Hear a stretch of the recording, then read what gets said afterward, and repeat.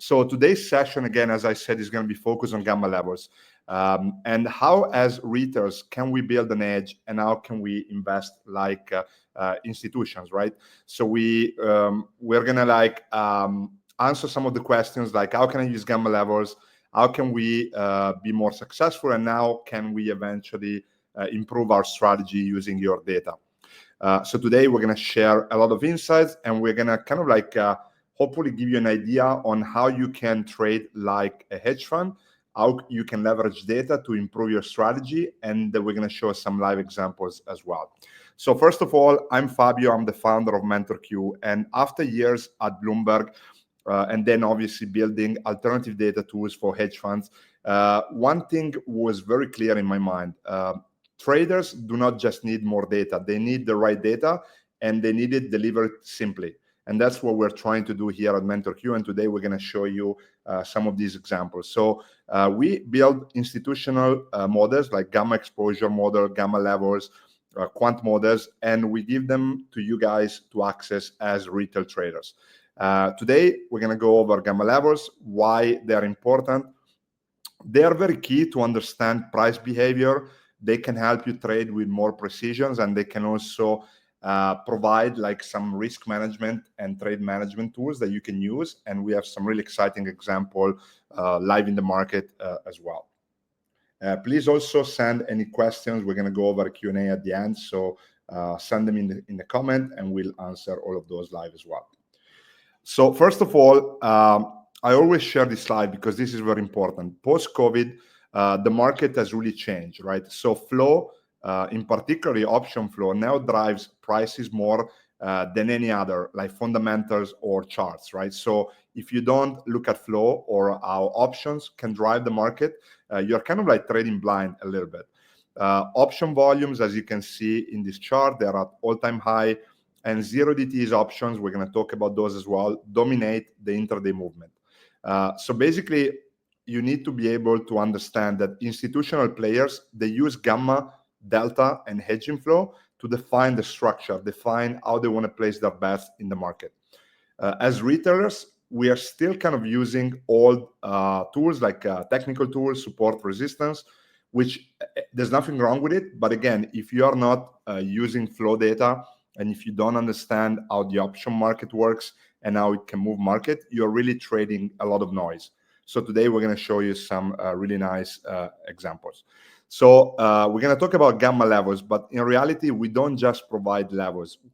We show you through our models where the flow is likely to stall or accelerate, where dealers are hedging. Our models are looking at dealers' positioning, and they are trying to forecast with a lot of different assumptions where the market makers might need to hedge and what are those levels that you should be paying attention to.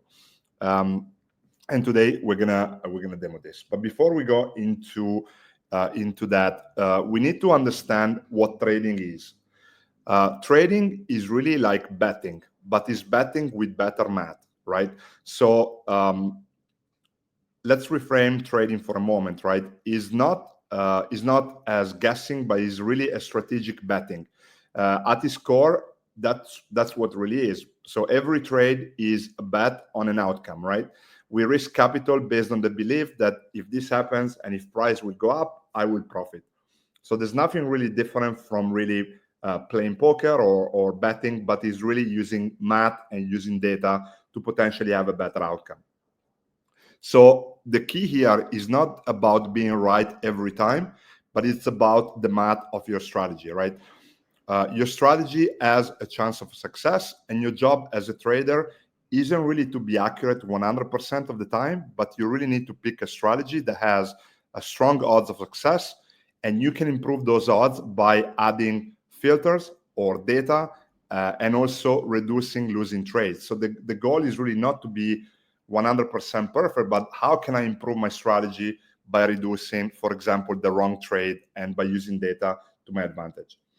And this is really how institutions are trading. So if you think about a hedge fund, if you think about an asset manager, they start with a strategy. The strategy could be based on macro, fundamental, technicals, could be a quant strategy, and the strategy has an expected return. but it's not perfect, and the strategy also doesn't work every time. So a strategy that worked in 2000, 2005, before the first credit crisis, not necessarily will work in today's environment. So the goal of an institutional player is to always adjust their strategy, always add filters or factors that can improve performance. They look at ways to avoid false signals, enter earlier with higher confidence, cut losses faster, and scale when probability increases. And how do they do that? They buy a lot of data, a lot of data. I was selling data to hedge funds, and that's what they do. They look for alternative data, they look for flow data, they look at option models, sentiment data, social signals, and the reason is very simple. They invest in the data to improve their alpha, so to improve the hedge that their strategy has. So even if you can improve your strategy by 2 or 3% a year, that's obviously massive for large hedge funds that trade really a lot of capital. So when you think about trading, you need to think in the same way. You need to think like a fund manager.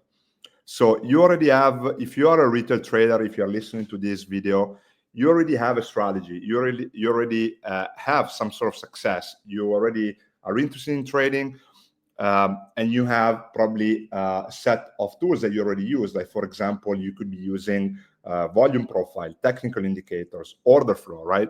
But then how can I improve my odds of success? By adding additional factors. And that's where MentorQ comes in. That's where we can help you avoid the noise. We can help you with our gamma levels. We can help you with our quant model. And the idea behind it is really that you're looking at ways to first have better confidence in your decisions, time better entries, reduce false signals. So again, you might be trading with a lot of indicators that could cause noise. So how can MentorQ help you reduce those false entries?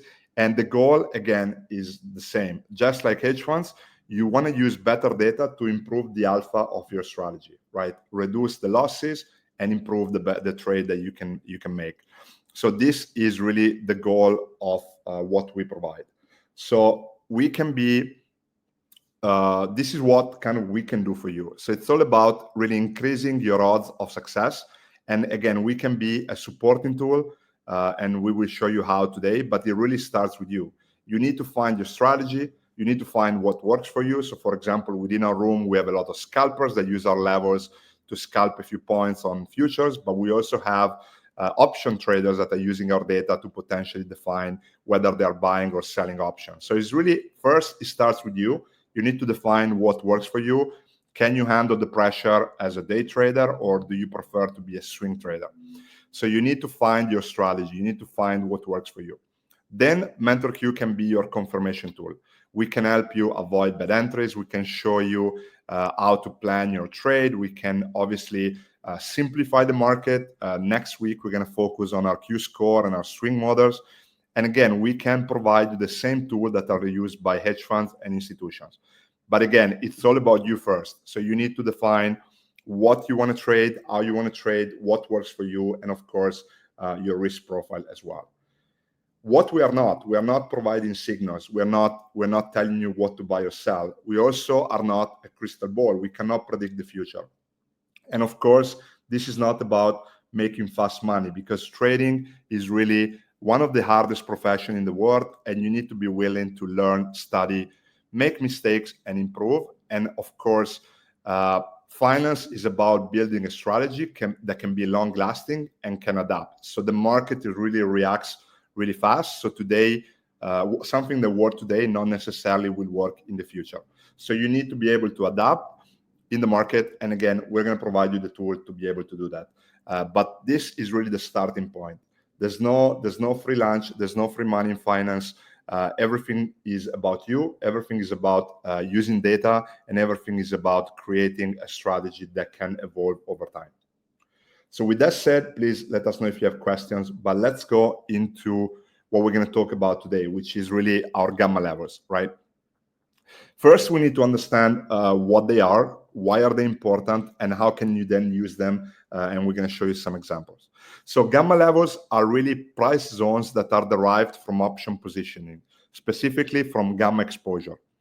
They reflect where dealers and market makers are likely to hedge aggressively based on their option exposure. So what we do at MentorQ is we analyze the entire option chain for each underlying asset. We compute our gamma exposure models across all strikes, and also we have zero DTs options as well. And then what we do is we map out key levels that indicate where market flow is likely to react. So when we look at gamma levels, you always need to look at them as reaction areas where institutions are more likely to react when the price reaches those areas. These levels are also not based on historical price action like technical analysis, like technical indicators, but they are forward-looking. So they are based on where the market is structurally positioned from a dealer perspective. So it's very important. When you look at lines on a chart, they're not based on price action, they're based on option positioning. So even though you think they're just simple support and resistance area, they're actually much more because they carry a lot of importance and a lot of weight. All right, so why is gamma such a powerful concept for traders, especially for those who are trading futures or intraday traders? Again, this is not about learning how to trade options. This is about learning how option flow can actually dictate the price action of your asset. So gamma is the second derivative of an option, right? It measures how fast delta changes as the price of the underlying asset moves. That matters because dealers and market makers hedge their delta exposure using the underlying asset. So they would trade SPX, QQQ, NVIDIA, or they also trade futures. So they would also hedge by trading futures. So when gamma is high, their delta changes fast with the price, and that means that they actually must hedge higher, more aggressively. So that also is very important because options flows create future flows. So if you're trading futures, you should really be paying attention at the option market because most of the option positions are hedged with futures.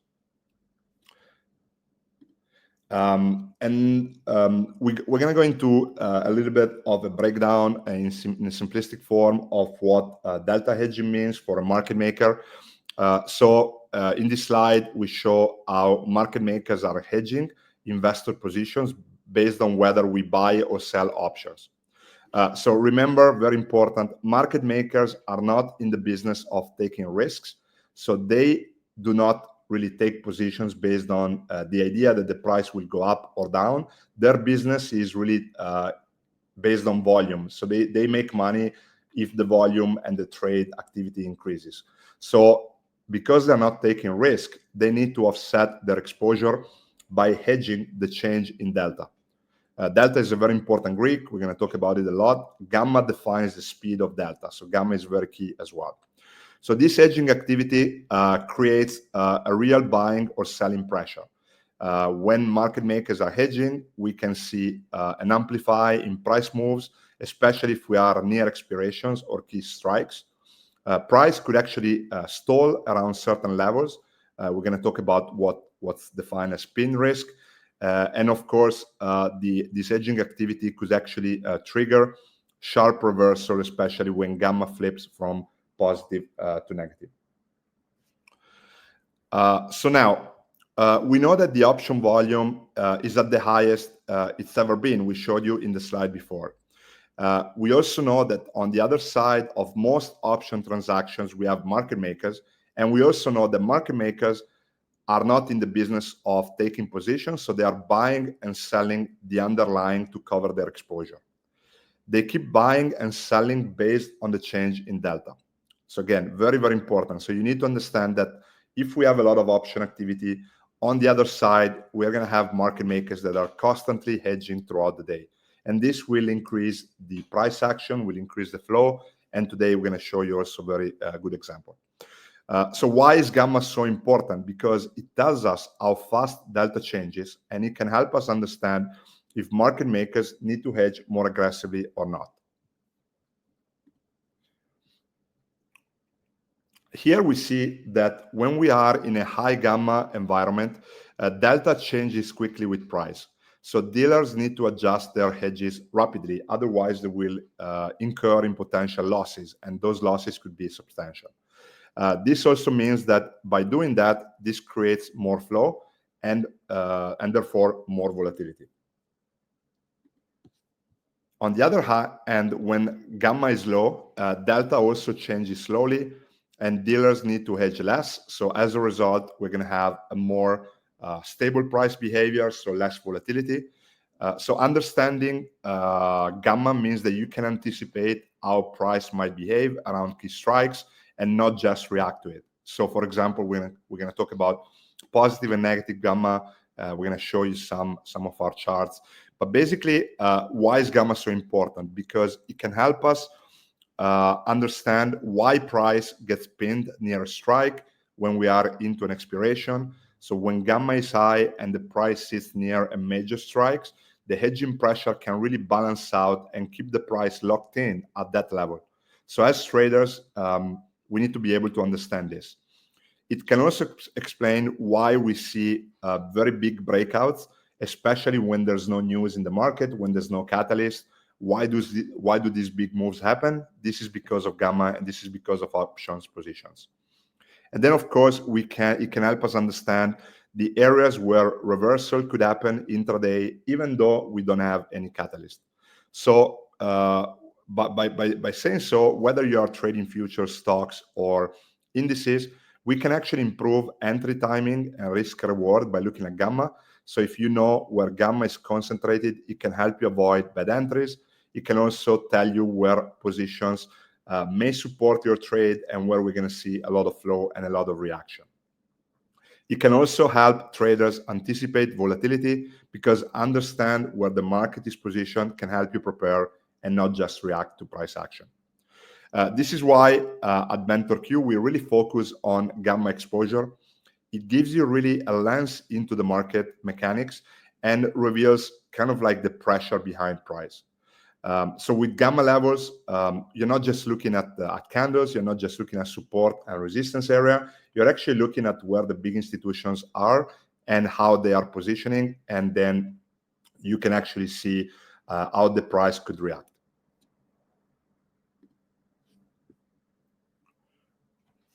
All right, before we move into the different gamma levels, we need to explain a few additional concepts that will be very important to understand why gamma is so relevant. So the first thing we're going to start is our net gamma exposure chart. You've probably seen this if you're using our dashboard or on Twitter. This is really important for us. And is one of the most important models at MentorQ, and you can find it in the dashboard for every asset that we cover. So what does this chart show us? The net JAX chart really helps us visualize the distribution of gamma exposure across strike prices. The green bars shows the net call gamma exposure, and the red bars show the net put gamma exposure. Also very important, the widest bars point out the strikes where the dealers are most exposed, and these become our core resistance and put support zones. This chart, why is this chart important? Is because it can really give us a structural map of market pressure, where the flow is likely to reverse, where it may accelerate, where pinning behavior could trap price near key strikes. So this is just really not just a visual chart. It really it powers our level, and it shows what the market structure is. So now is not really looking at the past, is looking at the price, could be as is looking at forward-looking positioning by coming from the option market. So please send us any questions, and we'll answer them also at the end. This is really then how that chart translates into your trading platform. So what we see here is really the indicator. We're going to go into a demo. We also integrate this data into 10 different applications. So whether you're using NinjaTrader, TrendSpider, Sierra Chart, you will be able to access the same levels that you see here on TradingView on those platforms. All right. Before we then move to the single levels and how you can trade those, we need to introduce another key concept, which is the concept of positive and negative gamma. So the gamma of an option can be positive or negative depending on whether you're long or short, or whether you're buying or selling options. So if you're long options, so if you're buying a call or a put, your gamma is positive. If you sell an option, so if you sell a call or a put, your gamma is negative. So at MentorQ, we calculate our net gamma exposure by analyzing the full option chain and then run it through our models. And the idea behind it is really, we want to understand whether the market is in a positive or negative gamma regime. And why is this important, right? It's very important because, as we said earlier, market makers need to hedge their delta. So they constantly adjust their exposure by buying or selling the underlying based on how delta changes. And since gamma measures how fast delta changes, it directly impacts how aggressively market makers need to hedge. So the net gamma exposure across the market determines how these hedging flows behave, and that has a real consequence on the price action, especially if you're trading future or indices. This is very important. This is why it's very important that you understand this principle, because it will help you a lot to manage your risk, to manage your exposure, and basically understand how the price could move throughout the day. So let's really simplify this further. It's important to understand that when we are in a positive gamma environment, the market overall is net long options, meaning that the market has been buying more options than selling, right? What does that mean from a market maker behavior? That means that the market makers hedge a little bit differently from when we are in a negative gamma environment. So they buy when the market drops and they sell when the market rises. So that really, this activity helps keep their delta neutral, and basically this hedging flow kind of like helps keep volatility low. So when we are in a positive gamma environment, we typically see lower volatility. The price typically tends to move in a range, and that's as a result of the way market makers need to hedge in a positive gamma environment. Why is this important? Because as a future trader, knowing this before the market opens give you a major clue on how your risk should be for the day, what you should be looking for, and so on. But now let's flip it to the other side. So let's go and see what happens when we are in a negative gamma environment. So if we are in a negative gamma environment, that means that the market is net short options, meaning that we've been selling, or the market has been selling more option than buying. So in this case, the market makers need to hedge a little bit differently. So they sell when the price drops and they buy when the price rises. So as you can see, this hedging amplifies the moves instead of like dampening volatility. So because they're selling when the market drops, that means that they amplify the move and the volatility is higher. So what is the result when we are in a negative gamma environment? We are seeing more volatility, faster moves, and bigger swings. That doesn't mean that if we are in a negative gamma environment, the price will drop.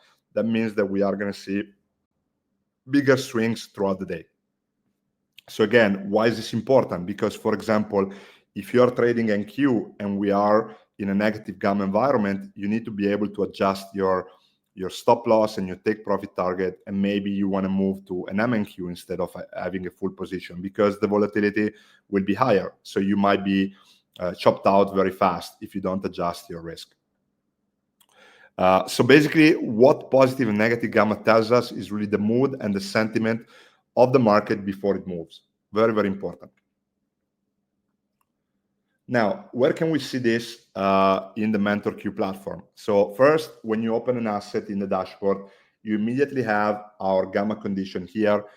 You can see if we are here, we are looking at QQQ. We can see that we are in a positive gamma environment. We can also see the areas when we are going to be in a negative gamma environment by looking at the NetJex chart. We're going to talk about the high volatility level in a second, but basically this is the area where the market flips from positive to negative. And then finally, another way of looking at this is by looking at our option matrix. The option matrix, if you guys haven't used it, is an amazing tool. And here what we can see is not only if we are in positive or negative, but also how much gamma is expiring at each of the option expirations. So the option matrix really is a simplification of the option chain. On the left-hand side, we have the different expirations. On the right, the different columns, we have the total jacks and decks for each of these expiration, and also our total exposure. So if you look at the total exposure column, if we are green, that means that we are overall in a positive gamma environment. If we see red, that means that we are in a negative gamma environment. Then we have different columns that you see there, which is our jacks normalized, decks normalized, and open interest normalized. That tells us how much gamma, delta, and open interest are expiring at each of the expiration. Very, very important, because we're going to talk about also option expiration in a second. And then the last two columns are really showing us the jacks change compared to the previous day. So when we open the dashboard in the morning, are we seeing an increase in positive gamma or negative gamma, or positive delta or negative delta? That is also important because it can help you understand whether the sentiment might have changed for an asset and how the market can be positioned. So let's, before we go to the next slide, let's take a closer look at how gamma behaves around strike prices as we get closer to expiration. So at the money options or ATM have the highest gamma.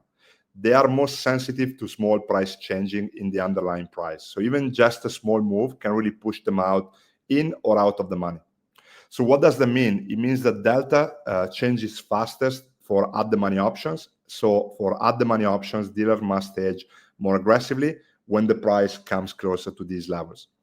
Then we have the concept of option expirations, right? So when we are closer to expirations, also gamma increases sharply, especially if the options are at the money.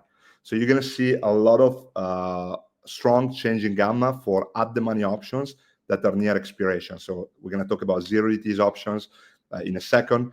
But basically what this means is that options are even more reactive to price, and that can also cause dealers to actually make quicker and larger hedges throughout the day. So next thing, we're going to look at zero DTs options. These are also available within the platform. So what we see here is one of our models is our net jacks multi-expirations, and on the top left you see the zero DTs flow. So this is just looking at options expiring on the same day. So for those who don't know what zero DTs are, essentially they are options that are expiring daily. So if you trade SPX, futures, QQQ, or some of the ETFs, they have daily expirations. If you trade stocks, we only have weekly expirations, so you can only trade the options expiring on Friday. But if you trade indices and futures, we do have daily expirations. And why is this important? Because in the past few years, zero DTEs have really exploded in popularity. And while they may appear to be short-term noise, they can actually have a massive impact on intraday price action, especially when gamma exposure is concentrated around key strikes. So for example, if we go back to the previous slide, whenever you see a lot of gamma exposure, like in the first expiration there, we have 25% of gamma expiring. Combining that to the zero DTs levels can really help you understand price action and can really have a very big effect. So why is that? Because zero DTEs have a very high gamma. Because they are at expiration, they are highly sensitive to small price changes. So if anything happens during the day and we have a lot of zero DTEs gamma expiring, even a tiny move in the underlying can really cause a big shift in delta. And this can force dealers to hedge aggressively in real time. So for traders, zero DTEs gamma levels can really help you understand why price gets pinned intraday, why can breakouts accelerate, and why do we see a reversal happen fast and without news. And also, this is why we include our zero DTEs levels within the indicators. So we're going to go over that as well. All right, so now that we understand what gamma is and why it matters, and please let me know if you have any questions. We're going to go through them at the end. Let's talk about what we have and how we made it practical and actionable, and how can you use those tools using MentorQ. So first, we have developed proprietary quant models that track gamma exposure and gamma levels. This is really designed to take complex information into clear and actionable levels that traders can use every day. We cover 1,400 plus assets. This includes stocks, ETFs, indices, crypto, and futures. We recently released our crypto gamma levels as well. So if you trade crypto, you can now use those models on Bitcoin, Ethereum, and other coins as well.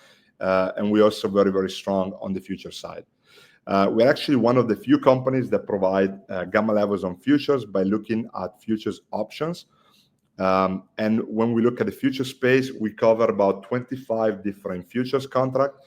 This includes index futures like YES and Q, Dow, Russell, commodities like crude oil, natural gas, metals like gold, silver, and copper, rates like the treasuries, forex, soft commodities, and crypto. So you can actually access gamma levels now on 25 different future assets, which is very, very important. Very, very key. So now let's go into our gamma levels and how can you use them. And we're going to look into a practical example. But before we do that, we need to define what the gamma levels we provide. They are divided into what we call primary levels and secondary levels. So let's start with our primary levels. So the primary levels is our core resistance, put support, high volatility level, our 1-day min and 1-day max, and also our 0 DTEs levels. Within the secondary levels, we also have our jacks 1 to 10. We're going to explain what these are as well during the presentations. But how can you use this level as a trader? So these levels are market reaction zones or key inflection point in price. We can identify where market makers may need to hedge aggressively using those levels. We can also spot hidden support and resistance that are not visible in the chart. But this is important to understand that these support and resistance areas are calculated using forward-looking option data. So they're not calculated looking at past price action, and that's where the power comes in. Also, we can look at levels where investors and dealers may need to adjust their strategies, whether we are in a positive or negative gamma. So we can actually look at gamma flip levels where we are moving from a positive or negative gamma, and we're going to show you what some examples on how to use those as well. But I think before we answer questions, let's go and let's get practical.